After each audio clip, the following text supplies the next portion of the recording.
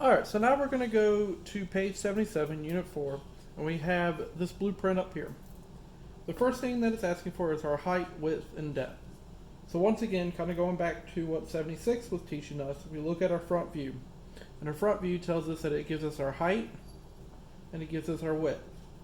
So if we go over here and we look at it, we come across, there's our width, but it says H, so it's not listed. And if we come up, we have G, so once again, not listed.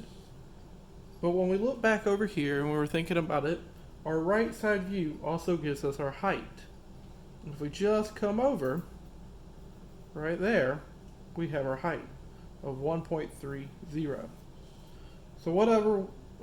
So where will we get our width? Our width also comes from our top view. So if we come up, we have H, but I come over here and I have 2.00. So just like that, I've gotten two dimensions. And even though my front view didn't tell me any of them, I was able to get it from my other views. So now we need our depth. Our depth comes from our top view and our right side view. If we come over to our right side, you notice that L is right here, so it's not going to give us the dimension. But when we come up here, we see 1.10. So now we have the three basic dimensions that we need. So now let's go through each step and try to figure it out. So the first one is we're going to look at A. Well, A, if we think about it, is just a height dimension of another part. Or my bad, it's the depth dimension of this part. So which part correlates with A?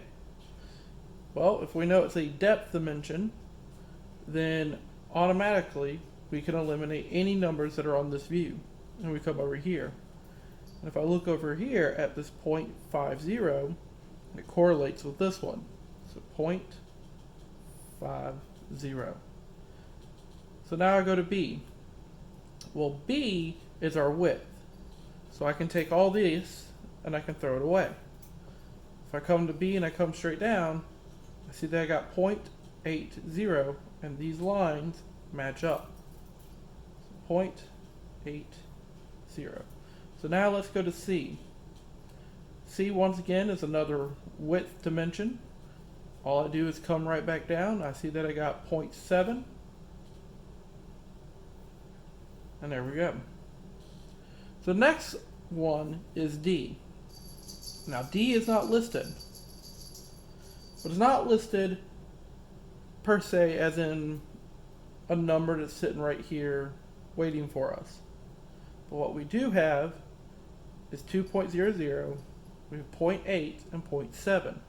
So if we take those and we subtract them, what we get left is 0.50.